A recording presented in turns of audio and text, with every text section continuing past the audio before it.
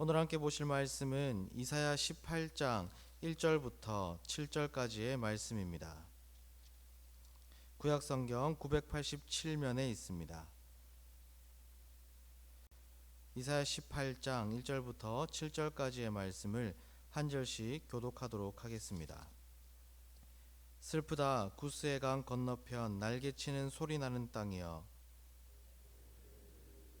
그 사자를 수로로 보내며 이르기를 민첩한 사절들아, 너희는 강들이 흘러 나누인 나라로 가되 장대하고 준수한 백성 곧 시초부터 두려움이 되며 강성하여 대적을 밟는 백성에게로 가라 하는도다. 백성의 모든 거민 지상에 사는 너희여, 산들 위에 기치를 세우거든 너희는 보고 나팔을 불거든 너희는 들을지어다. 여호와께서 내게 이르시되 내가 나의 처소에서 조용히 감찰함이 죄인은 일광 같고 가을 더위에 운무 같도다.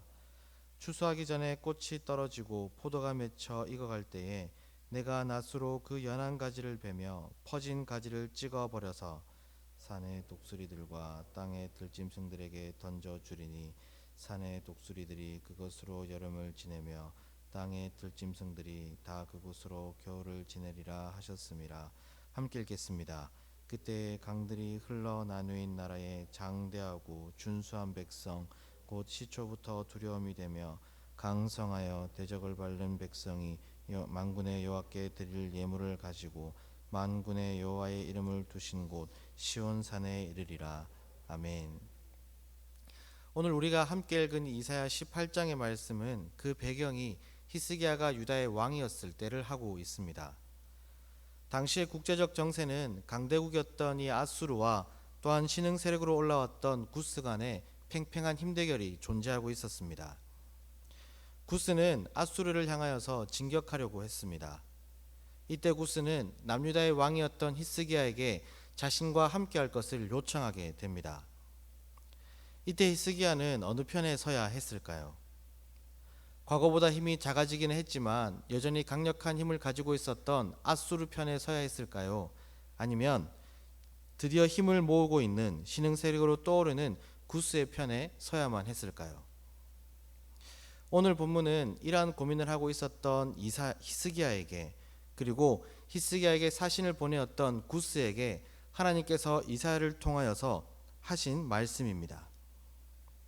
과연 하나님은 히스기야에게 어느 편에 서라고 말씀하셨을까요? 그리고 구스를 향하여서는 무슨 말씀을 하셨을까요? 먼저 1절 말씀을 보시겠습니다. 슬프다 구스의 강 건너편 날개치는 소리나는 땅이여. 이사야는 구스를 향하여서 슬프다라고 말합니다. 그 이유는 하나님께서 구스를 향한 심판을 계획하시고 작정하셨기 때문입니다. 당시 구스는 새롭게 힘을 키워나가고 있는 나라이기는 했지만 하나님이 세우신 심판의 계획으로 인하여서 결국 멸망당할 불쌍한 존재들이었기 때문에 이사야는 구스를 향하여서 슬프다라고 말하였던 것입니다. 1절 하반절을 보시면 구스를 향한 또 다른 표현이 날개치는 소리나는 땅이라고 되어 있습니다. 이것은 당시에 구스의 강가에서 이루어졌던 무역을 위한 수많은 배들을 표현하는 것이기도 합니다. 그리고 동시에 강을 끼고 있어서 많은 벌레들이 있었다는 것도 표현합니다. 구스는 분명 힘이 있었습니다. 하지만 하나님께서 그들을 향한 심판을 작정하셨기 때문에 그들은 곧 가치 없는 벌레 같은 존재가 될 것이 분명했습니다. 그런데 그러한 구스가 히스기야에게 사신을 보내어서 자신들의 편에 서라고 말한 것입니다. 하나님의 심판이 작정된 구스의 편에 유다가 선다는 것은 구스와 함께 그들도 심판을 받게 될 것이 자명하는 결과였습니다. 그래서 이사야는 구스가 보낸 사신들에게 이렇게 말을 합니다. 2절입니다.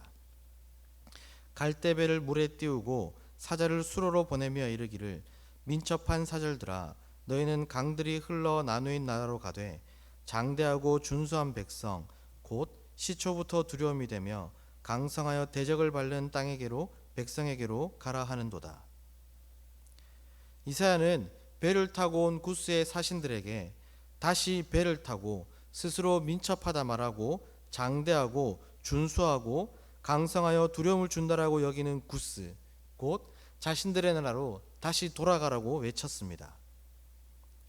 유다는 세력을 확장하고 있는 이 구스와 함께 아수르를 대항할 필요가 없었습니다. 하나님은 어떻게 유다가 이방 나라들에 대하여서 그들의 안전을 지킬 수 있는지를 이미 가르쳐 주셨기 때문입니다. 이사야 14장 28절입니다. 여호와께서 시온을 세우셨으니 그의 백성의 공고한 자들이 그 안에서 피난하리라 할 것이니라. 유다는 하나님께서 세우셨기 때문에 하나님께로 나아가기만 하면 하나님이 그들을 안전하게 지켜 보호하여 주실 것이었습니다. 사랑하는 성도 여러분, 어려움을 만날 때 우리에게 생명을 허락하신 하나님께로 나아가시기를 축복합니다. 하나님께서 오늘 약속하신 것처럼 우리가 하나님께 나아가 아뢰을 때 하나님은 넓은 품 안에 우리를 안아주시사 위로하시고 힘이 되어 주실 것입니다. 또한 한국과 한국 교회를 위해서 함께 기도하면 좋겠습니다. 우리나라는 일본과 북한 등의 수많은 나라들로부터 침략을 받았지만 끝까지 나라를 지켜냈습니다.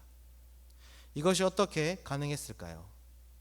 수많은 믿음의 선조들이 하나님께 기도하자 하나님께서 기도에 응답하여 주심으로 우리나라가 지금처럼 안전하게 지켜질 수 있었던 것입니다.